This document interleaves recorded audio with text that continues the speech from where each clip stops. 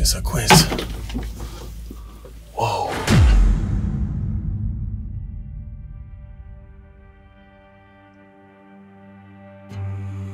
Je vous propose aujourd'hui de me suivre dans un lieu incroyable.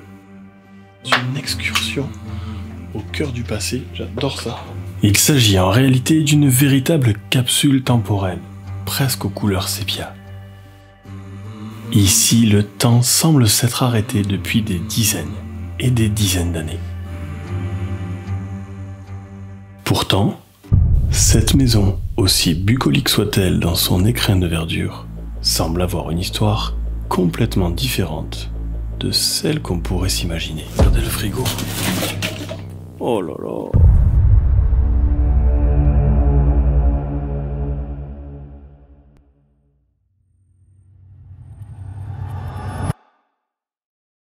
Dès l'approche de cette demeure, les choses m'ont paru assez étranges. En effet, tout le pourtour de la maison est jonché de détritus, apparemment de toute époque. Alors que l'intérieur, lui, semble être beaucoup plus ancien. Mais quels seraient donc alors les secrets que cette demeure renferme?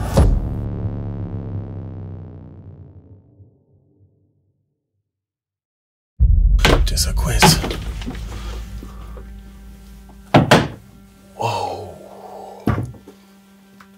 Oh, c'est incroyable, regardez ça les amis. En voyant tous les objets stockés devant la bâtisse, je ne m'attendais clairement pas à ce genre d'intérieur. En effet, en voyant cette première pièce, on pourrait s'imaginer que la maison n'a plus accueilli personne depuis au moins les années 50. Je vais même tomber dans cette pièce sur des objets que je n'avais encore jamais vus. Tout s'est complètement cassé la figure. Le lieu est littéralement en train de s'effondrer. Regardez ça. Il y a les plaques d'isolant et ensuite la toiture directe qui menace clairement de s'effondrer. Heureusement que ces poutres-là ont l'air d'être assez robustes. Mais le lieu est complètement arrêté dans le temps. C'est simplement incroyable, la bibliothèque, c'est trop joli. Il y a vraiment des reliques du passé. Regardez l'état des fenêtres. Le lit est complètement... il y a de la marqueterie qui s'est décollée un peu partout. Regardez ça, il doit y avoir des animaux qui vivent là-dedans. On voit d'ailleurs des... Je vais baisser la lumière là. On voit d'ailleurs là des petits ossements. Ici, d'innombrables crottes. Là, il y a un chapeau haute forme.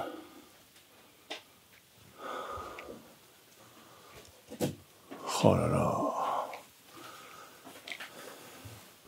Là, il y a une espèce de petite mallette avec une toute jolie montre juste au-dessus.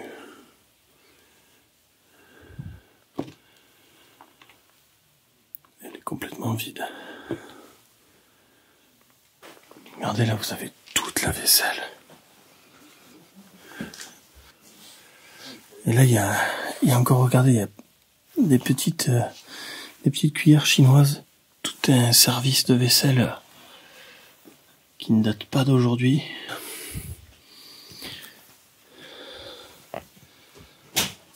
Sous les gravats et sous les nombreux détritus, on a des livres. Des livres, des boîtes à gâteaux. J'ose clairement pas y toucher, ça m'a l'air assez nocif. J'ai peur que la poignée me reste dans la main, ouais, ça vient pas, tout est bloqué. Et là vous avez deux, trois éléments sans trop d'importance. Ça m'a l'air d'être bien rouillé. C'est vide en tout cas. Le miroir, on le voit pas bien avec la moisissure, mais il est bien décoré. Je sais pas si je vais réussir à vous faire voir le... Voilà, il a toute une ciselure. On dirait des branches d'olivier. C'est un miroir à la feuille d'argent peut-être, ou au mercure. En tout cas, il a ses décollements caractéristiques, ces taches noires caractéristiques de ces très anciens miroirs. C'est magnifique.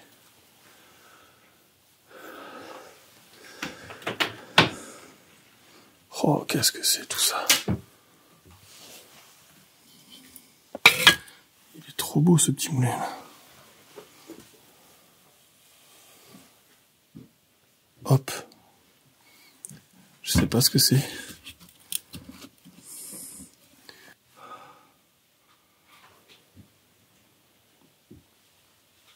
Oh. Regardez-moi cette petite gourde là, elle est trop belle. Elle est en laiton, on dirait. Elle est magnifique. En cuivre ou en laiton. C'est vraiment très beau, hein. Allez, on referme ce placard.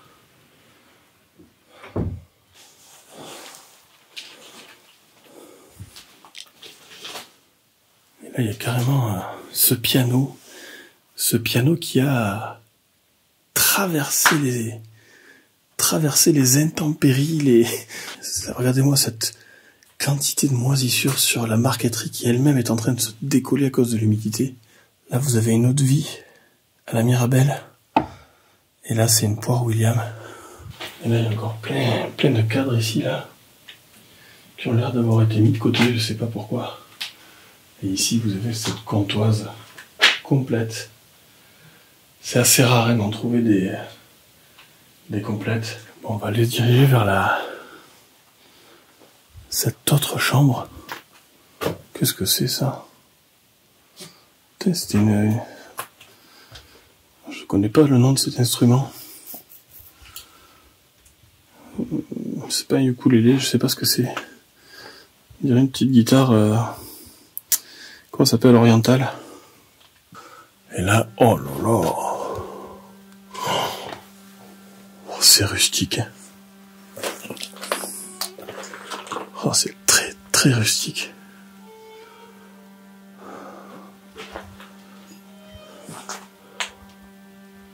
Là, c'est pareil, le plafond menace de s'effondrer à tout moment. Là, vous avez ce lit qui a l'air plus récent, peut-être des années 60. Et celui-ci qui est très très ancien. Regardez ces pierres de taille. Tout est brut. Ça devait être horrible à chauffer une bâtisse pareille.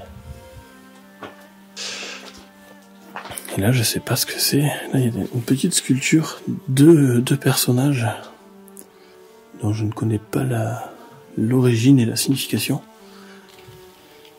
Et là, on dirait un petit kit de couture, je sais pas.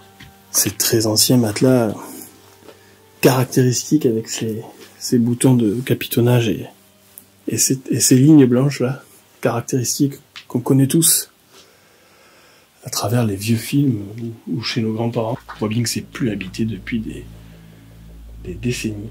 Effectivement, s'il me fallait estimer la date d'abandon de cette maison, au vu de ce que l'on vient de voir dans ces deux premières pièces, je n'aurais probablement aucune hésitation à dire que cela fait bien 20 ou 30 ans que personne n'a mis un pied ici. Mais comme nous allons pouvoir le constater, tout n'est pas aussi limpide. Et il y a encore une grosse part d'ombre sur l'histoire de ce lieu. Qu'est-ce que c'est ça?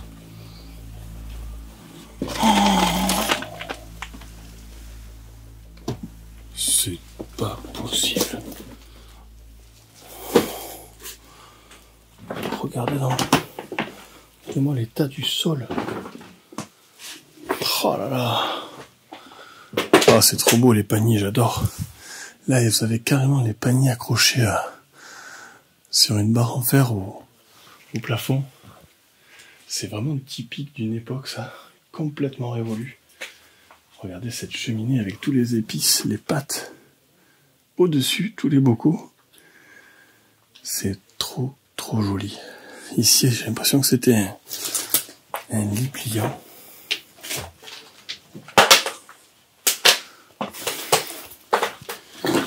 Jaco.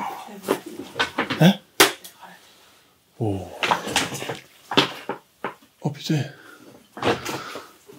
Et là vous avez tout le plafond qui lui aussi menace de s'effondrer. Et là-bas regardez, il y a un chaudron, je sais pas si vous arrivez à le voir, un chaudron en plein milieu de la charpente à l'étage, juste au-dessus. C'est dingue. C'est complètement dingue. Regardez un peu toutes les pâtes, c'est quoi ça? C'est des fèves peut-être? Des haricots rouges. Le riz, c'est dingue, il y a tout. Regardez-moi la table. La table est complètement sous les gravats, sous les planches de notre fameux plafond. Il y a un tout petit chauffe-eau. Il y a encore les magnettes dessus. Elles sont définitivement collées, je crois. Là également, vous avez encore les bocaux avec les pâtes. Les champignons, regardez. Il y a encore plein d'aliments. Hein.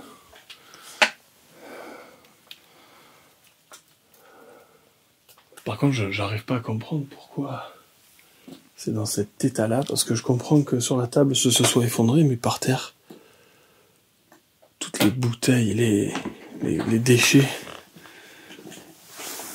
Regardez le frigo. Oh là là. Alors je vous l'accorde, ce n'est pas très ragoûtant, mais de la nourriture dans cet état-là, nous allons en trouver un peu partout. Comme par exemple dans ce four électrique, ou bien encore dans ce lave-vaisselle.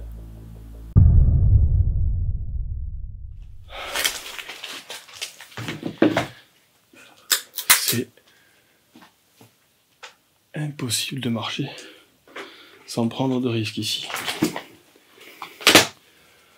Ce petit meuble est juste splendide, regardez ça.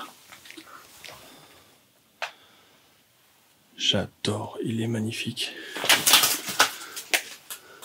Il paraît tout frêle, tout fragile. Et il est pourtant là depuis des décennies. Oh, et là, regardez ça. Putain. Regardez quand je vous dis que le sol est jonché de déchets, c'est pas...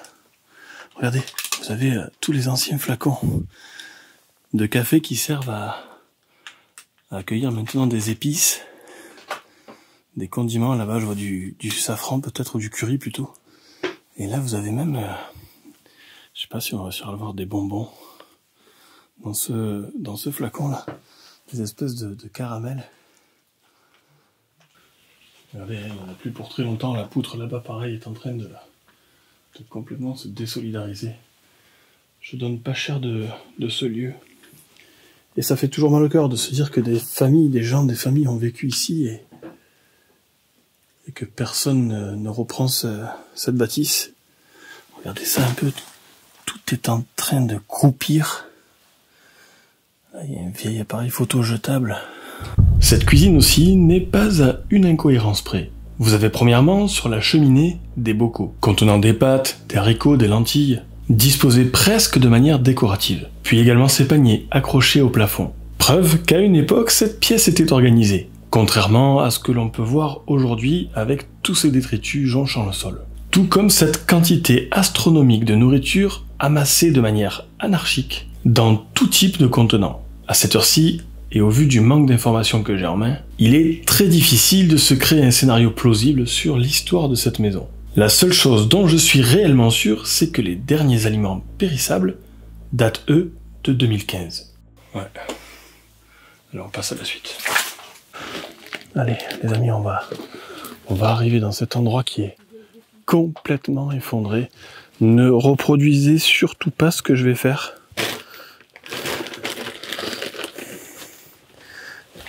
Les risques sont moyennement mesurés.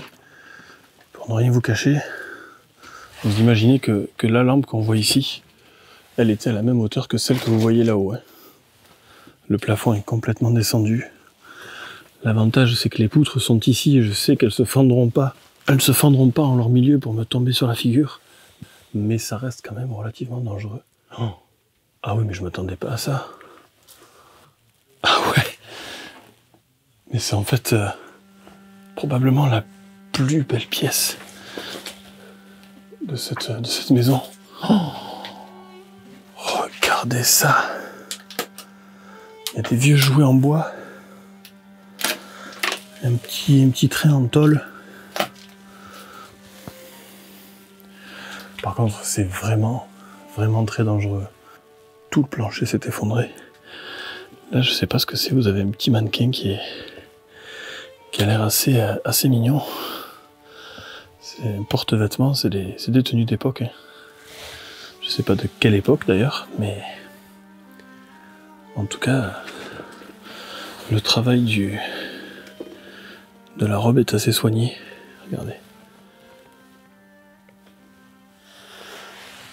Là, vous avez toutes les... Mais ça sent la lavande. Il doit y avoir un petit pochon de lavande quelque part. Là, vous avez encore tous ces livres imbibés d'eau. Cette pièce, aujourd'hui sous les décombres, me ferait penser à une chambre. Une chambre, là aussi, bien organisée, à l'instar de la cuisine et des extérieurs de la bâtisse. Et la pièce que nous nous apprêtons à découvrir maintenant a elle aussi un charme incroyable. Et là, vous avez la table. C'était en fait ici la salle à manger, tout simplement. Une salle à manger caractéristique d'une certaine époque, où l'une des seules sources d'énergie était alors le bois. Nous y retrouvons donc tout naturellement une cuisinière ainsi qu'un poêle à bois. Mais dans cette salle à manger rustique se cache également un atelier d'art. Ici vous avez une mallette de peintre avec de très jolis dessins. Regardez ça. Oh, c'est magnifique. C'est la personne qui vivait là qui devait faire ces très beaux dessins. Celui-là est à l'envers, c'est dommage. J'ai peur de les sortir de là où ils sont, j'ai peur de les déchirer. Regardez. C'est à l'envers, c'est dommage. Mais c'est magnifique. Les papiers sont imbibés d'humidité.